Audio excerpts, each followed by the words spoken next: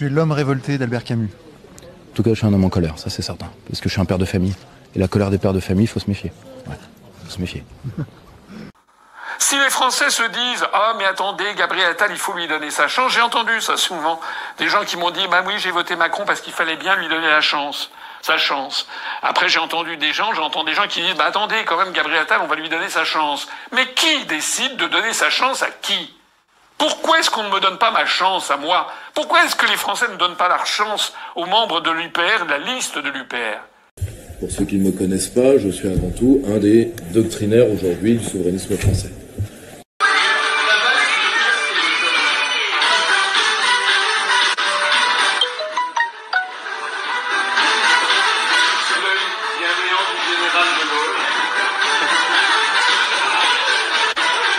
Si la liberté nationale n'est plus là, mes enfants sont dans les chaînes. Et là, je dois m'interposer. Je suis père de famille. Avant tout, je suis ce qu'on appelle un soldat politique.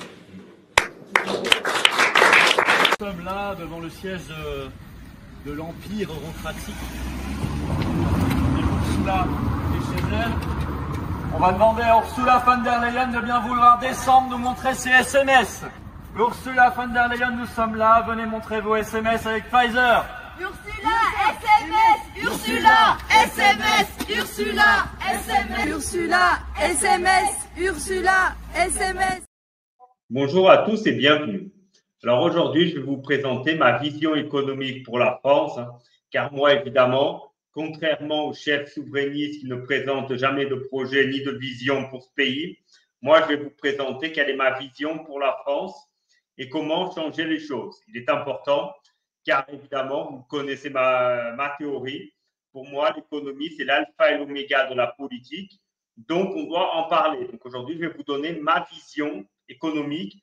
Qu'est-ce que moi, je mettrais en place tout de suite si j'étais chef de l'État? Évidemment, pour ceux qui me connaissent, vous le savez, je suis pour le Frexit. Voilà. Seulement, le Frexit n'est pas applicable tout de suite. D'ailleurs, ça, vous comprendrez très bien. Mais d'ailleurs, je fais un live où j'explique comment mettre en place le Frexit. Je le mettrai d'ailleurs en lien de cette vidéo, vous pourrez le consulter. Le live n'est pas applicable tout de suite pour différentes raisons. Voilà, pour différentes raisons, notamment monétaires et de dette. Mais ça, j'en ai déjà parlé en détail. Ici, je vais vous donner ma vision économique. Qu'est-ce qu'on peut faire?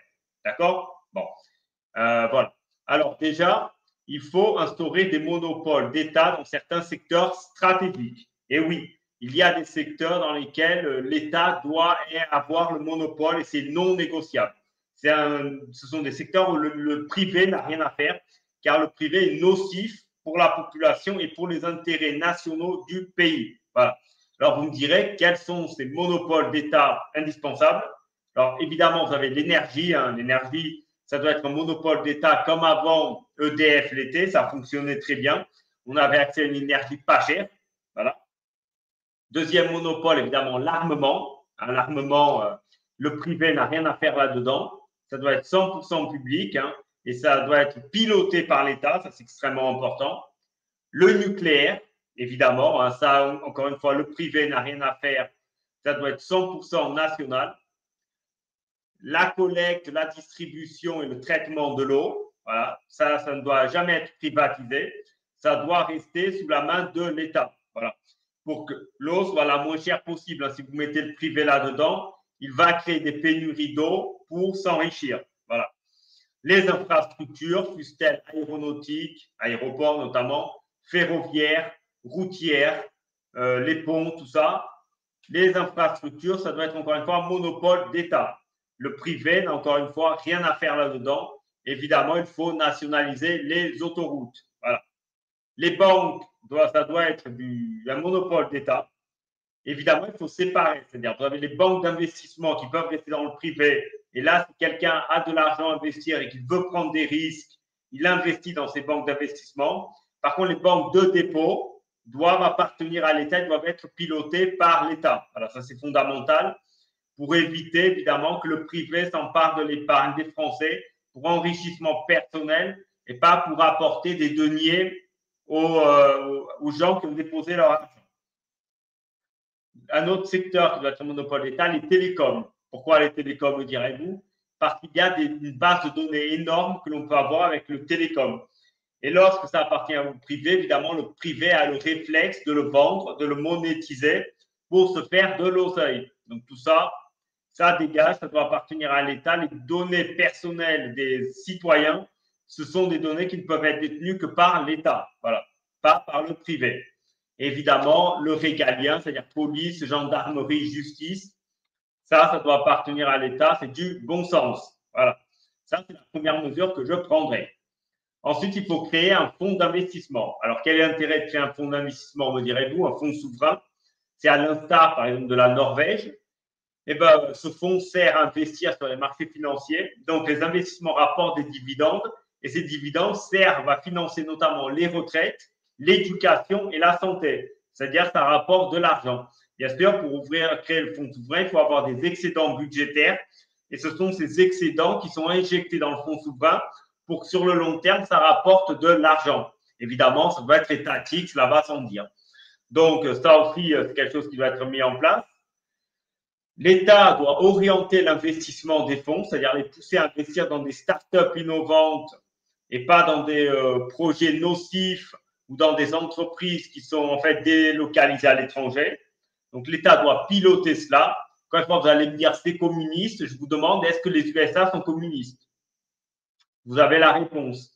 Est-ce que le Japon est communiste? Vous avez la réponse. Est-ce que la Corée du Sud déjà est communiste?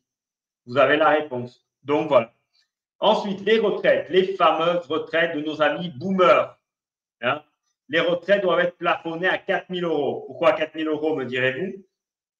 Toute personne qui a le droit à une retraite minimale de 4 000 euros, et ceux qui auraient plus, hein, ça implique qu'ils ont gagné au minimum pendant leurs 20 meilleures années 5 500 euros par mois.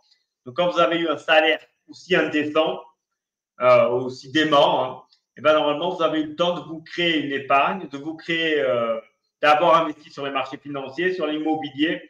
Donc, vous n'avez pas besoin d'une retraite supérieure à 4 000 euros. 4 000 euros, c'est déjà très bien pour vivre. Donc, voilà, ça, il faut plafonner les retraites à 4 000 euros. Ce n'est pas normal qu'un Barnier ait une retraite à 32 000 euros, Hollande, 15 000 euros, Sarkozy, 15 000 euros, Mélenchon, et oui, Mélenchon de gauche, 18 000 euros. Donc, tout ça, ça doit dégager, plafonner les retraites à 4 000 euros. Voilà. Et les seules retraites qui seront indexées sur l'inflation seront les retraites en dessous de 2 500 euros parce qu'au-dessus, encore une fois, vous vivez très bien. Voilà. Donc, tout ça, pour les retraites, c'est réglé. Il faut évidemment réindustrialiser ce pays. Pourquoi réindustrialiser, me direz-vous? Parce que l'industrie est le secteur économique qui a la plus grande marge de bénéfices, donc qui est la plus rentable. Et quel est l'intérêt d'avoir une industrie rentable? Un, ça permet que les entreprises puissent réinvestir cet argent dans la recherche et le développement, payer à leurs actionnaires, et oui, hein, il faut aussi payer aux actionnaires évidemment. Ça permet de réinvestir dans de nouvelles machines et ça permet également d'augmenter les salaires. Alors, me direz-vous, pourquoi les entreprises augmenteraient les salaires? Tout simplement parce que l'industrie a intérêt à le faire, parce qu'ainsi, vous-même, vous allez consommer le produit que vous avez fabriqué. Donc, vous créez un marché interne fort, ce qui est très bénéfique pour l'État. Tout État a besoin d'un marché interne fort, mais ça, j'expliquerai plus loin dans la vidéo. Donc, voilà. Évidemment, ça, il faut réindustrialiser. Alors, me direz-vous, c'est du bon sens, pourquoi aucun politicien ne le fait? Pour une raison, en fait, toute simple et banale, tristement banale, me direz-vous. Parce que réindustrialiser, c'est quelque chose qui commence à porter des fruits à partir de 10 ans. Et en fait, aucun politicien veut le mettre en place parce qu'il a peur ensuite que ce soit l'opposition qui tire fruit de votre travail. Voilà pourquoi ça n'est pas fait. Mais il faut le faire. Il faut évidemment réduire la dette. Alors là, vous me direz pourquoi réduire la dette surtout? Où est l'importance? L'importance, c'est de réduire le pouvoir de chantage. Je m'explique. Déjà, j'explique brièvement comment fonctionnent les dettes. Quand vous, mes viewers, faites une dette pour acheter un bien immobilier, par exemple, tous les mois, vous payez les taux d'intérêt plus le principal. Le principal étant le montant que vous avez emprunté. Ce qui fait qu'à la fin, quand vous arriverez à maturité, à échéance de votre prêt, vous devrez 0. Un État, ce n'est pas pareil. S'il émet une dette à 2, 5 ou 10 ans, pendant ces 2, 5 ou 10 ans, il ne paiera que les intérêts. Et une fois que la dette arrivera à son terme, donc à sa maturité, il devra rembourser l'intégralité. Pour cela, il fait un nouvel emprunt du même montant, souvent plus parce qu'il y a des déficits, pour rembourser le prêt précédent et continuer ce cycle. On appelle ça le refinancement de la dette. Eh bien, ça donne un pouvoir de chantage sur les gens qui vous financent parce qu'ils peuvent vous dire, écoutez, si vous ne faites pas la politique que nous souhaitons, nous cesserons de financer votre dette. Au passage, c'est ce qui a tordu le bras à Meloni. Comme l'Italie a une dette démente, 130% du PIB, eh bien, les créditeurs de la dette lui ont dit, si tu refuses l'immigration, nous cesserons de la financer. Évidemment, eux veulent l'immigration, ça j'ai déjà expliqué, pour baisser les salaires, donc augmenter leurs profits. Donc, il faut diminuer la dette pour diminuer le pouvoir de chantage, et notamment en vue d'un Frexit. Il est important, surtout pourquoi? Parce que la majorité de la dette est détenue par l'étranger. Si la dette serait détenue par des Français, ça ne serait pas un problème. Remarquez que le Japon a une dette de 250% du PIB. Et pour eux, ce n'est pas un problème. Voilà. Pourquoi ce n'est pas un problème? Parce que les Japonais sont des patriotes. Quand elle est détenue par les étrangers, les étrangers n'en ont rien à tirer de l'intérêt supérieur de la nation. Voilà, ça, il faut le comprendre. Il faut évidemment reprendre, ça c'est bien le Frexit notamment, reprendre une politique monétaire. Vous me direz quel est l'intérêt de la politique monétaire? Tout simplement, une politique monétaire vous permet, donc quand vous avez envie d'importer, vous augmentez la valeur de votre monnaie pour que ça revienne moins cher. Et quand vous avez besoin d'exporter, vous baissez la valeur de votre monnaie pour être plus compétitif sur les marchés internationaux et pour vendre. Voilà. Et ça, vous me direz comment on peut le faire? Tout simplement, comme les banques comme l'État aura le monopole des banques, eh bien, quand il voudra augmenter la valeur de la monnaie, il dira aux banques d'octroyer moins de prêts. Et quand il voudra baisser la valeur de la monnaie, il dira aux banques d'octroyer plus de prêts. Car ce sont les prêts qui font la création monétaire. Ce n'est pas l'image d'Épinal où on voit la planche à billets. C'est comme ça que l'argent est créé, c'est via la dette. Donc, vous pourrez le faire. Évidemment, vous importez, vous exportez toute l'année, mais vous choisissez des mois stratégiques, vous donnerez des ordres, vous direz à vos entreprises, maintenant vous importez parce que ça revient moins cher. Et quand c'est le moment d'exporter, vous choisissez des mois spécifiques et vous le faites. Vous me direz quels pays font ça? Le Japon, la Chine, les USA, évidemment. Ils font ça pour leur marché interne, évidemment. Il faut aussi en finir avec le libre-échange et faire de la vraie écologie, pas de l'escrologie. Vous savez, l'escrologie consiste en quoi? Consiste à utiliser le prétexte de l'écologie pour vous taxer toujours plus. Vous connaissez la réalité sur les voitures électriques, où en réalité, ce qui va arriver, c'est qu'on va augmenter les taxes qui aujourd'hui sont payées lorsque l'on met son essence. Quand plus personne n'aura de voiture thermique, eh bien, les taxes vont être transférées vers l'électrique car l'État a besoin d'argent. Sauf que quand ça passera sur l'électrique, vous les paierez quand vous utiliserez votre voiture électrique, mais aussi quand vous regarderez la télé, vous réchaufferez votre four pour chauffer votre maison, etc. En fait, vous l'aurez dans l'os. Ça, c'est ce que j'appelle l'escrologie. La vraie écologie, c'est en finir avec le libre-échange, privilégier les circuits courts, taxer les produits venus de l'étranger. Ça, vous pouvez le faire même si vous êtes dans l'UE. Comment, me direz-vous? En mettant une TVA de 20% sur les produits issus de l'étranger, une TVA de 5% sur les produits nationaux, ce qui fait que le national deviendra moins cher. Et quel est l'intérêt du national? C'est que les circuits de distribution, donc de logistique, sont moins longs, donc moins chers et moins polluants. Évidemment, si vous êtes à Paris et que votre produit vient de Dijon, ça polluera moins que si votre produit vient du Canada, du Mercosur ou de Nouvelle-Zélande, ou même de Chine. Donc, faire la vraie écologie, c'est privilégier les circuits courts, investir dans la recherche et développement pour créer des produits qui consomment moins d'énergie, investir sur le nucléaire, etc., etc., etc. Voilà. Évidemment, il faut aussi miser sur la croissance économique, car c'est la croissance économique qui permet de baisser votre ratio de dette sur PIB. Ça, c'est simple à comprendre. Si vous avez une croissance économique de 200 milliards d'euros par an et que votre dette croît de 100 milliards par an, eh bien, son ratio par rapport au PIB va baisser. Donc, encore une fois, le pouvoir de chantage des détenteurs de la dette baissera mécaniquement. Voilà. Donc, ça, c'est très important, miser sur la croissance économique, notamment via, et on en revient à la réindustrialisation, via ce processus-là. Voilà.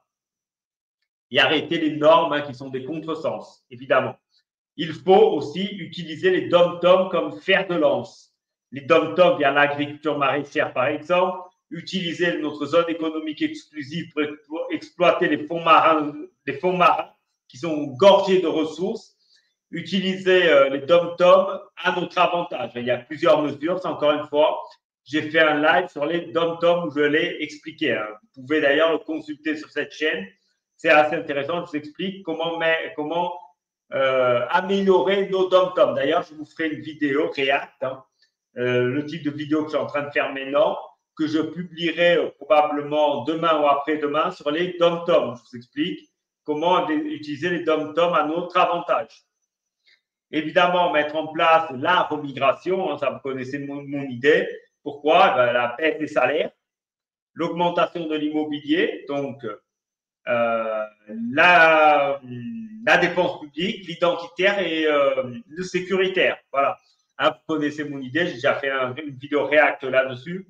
Évidemment, moins d'immigration va augmenter mécaniquement les salaires, va baisser l'immobilier, donc ça va augmenter votre pouvoir d'achat, va baisser les dépenses publiques, donc vos taxes, et va baisser évidemment l'insécurité et l'identité sera préservée. Donc voilà, évidemment, remigration, ce n'est pas remigrer tout le monde, on ne va pas remigrer le net immigré qui a toujours travaillé.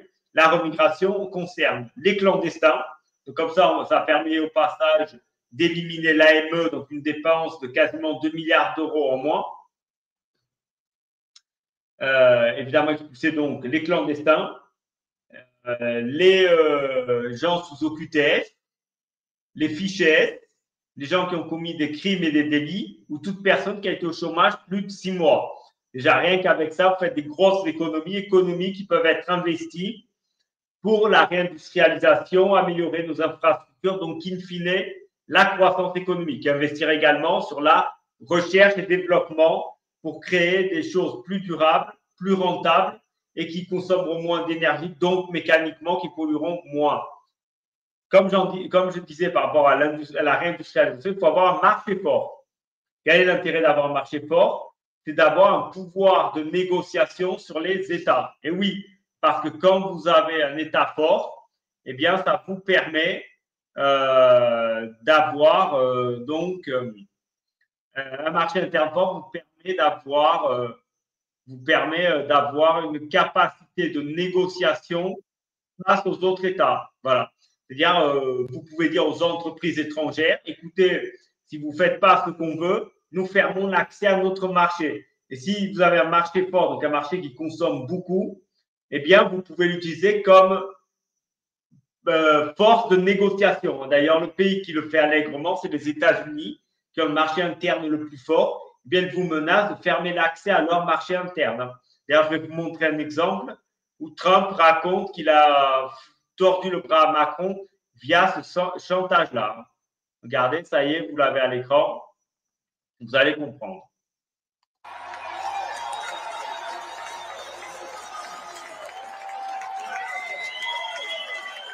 Macron, do you know Macron? He's a very nice guy, Macron.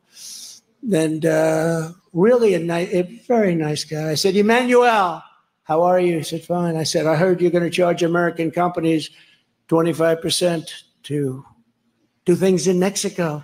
I said, no, but you're not going to do it, Emmanuel. You're not going to, no, Donald, it has already passed. I said, well, you better unpass it, because if you don't unpass it, you're going to pay a 100% tariff on all wines and champagnes that are shipped into the United States starting tonight.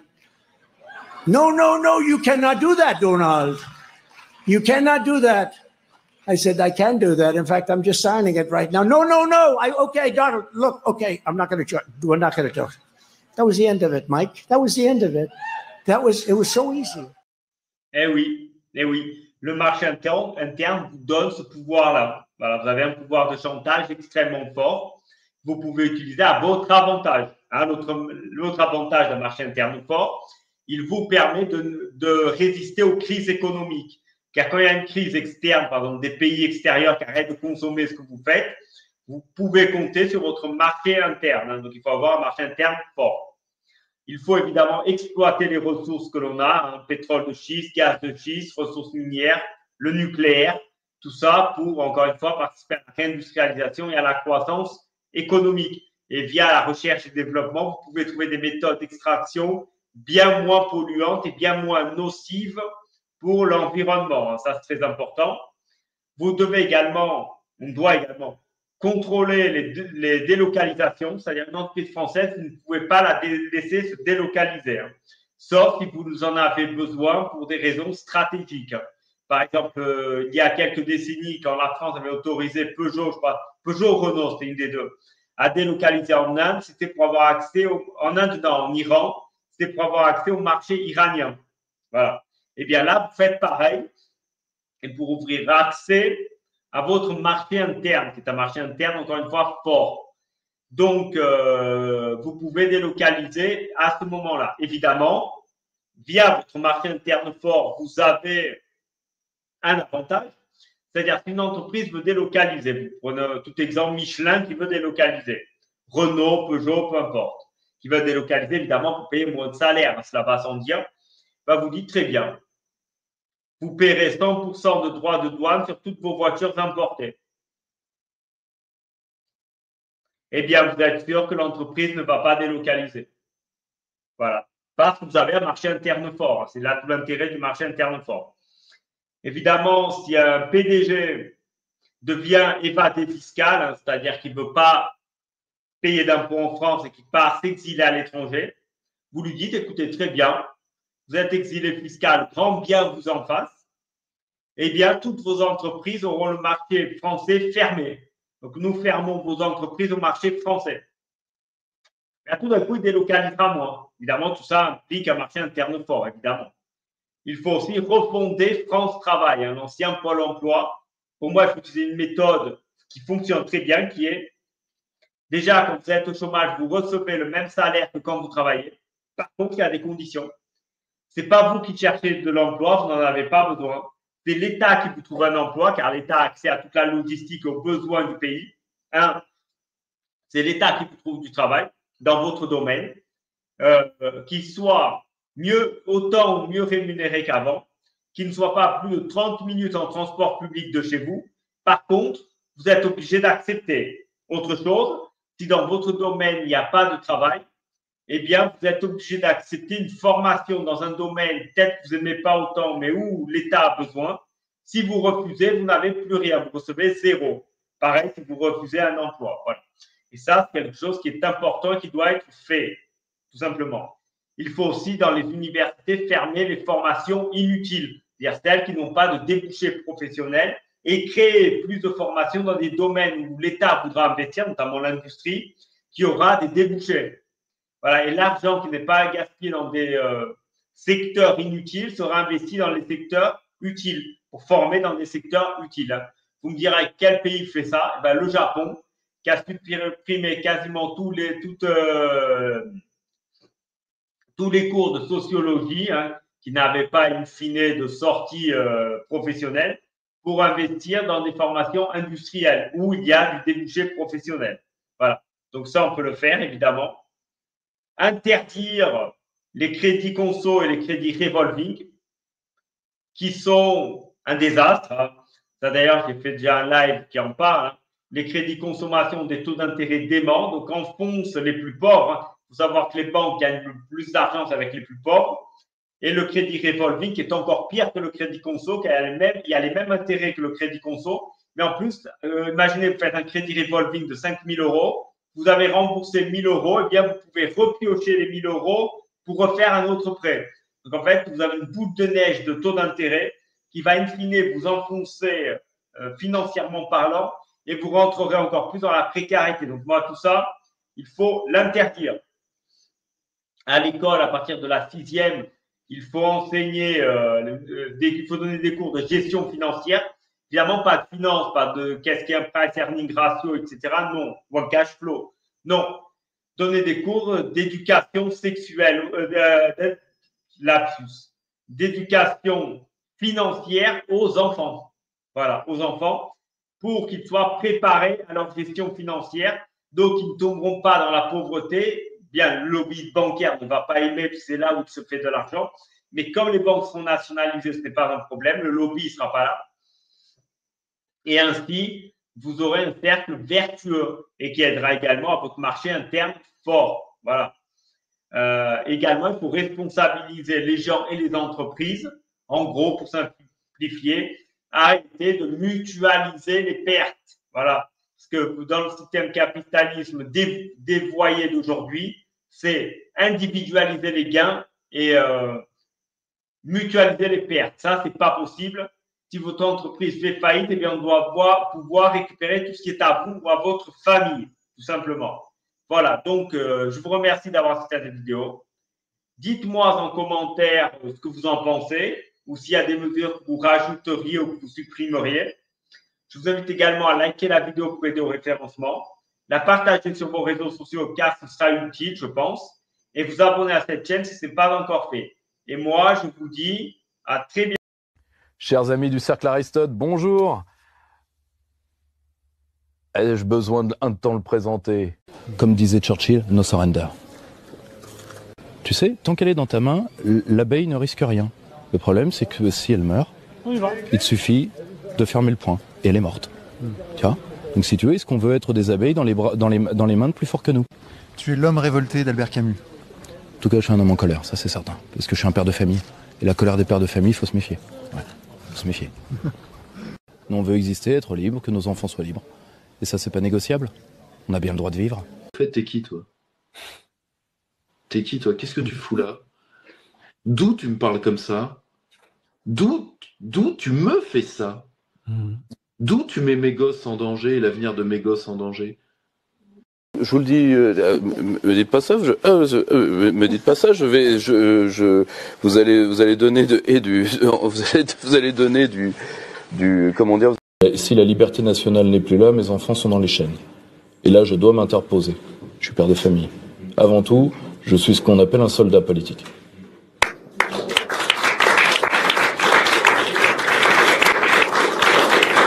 Pour ceux qui ne me connaissent pas, je suis avant tout un des doctrinaires aujourd'hui du souverainisme français.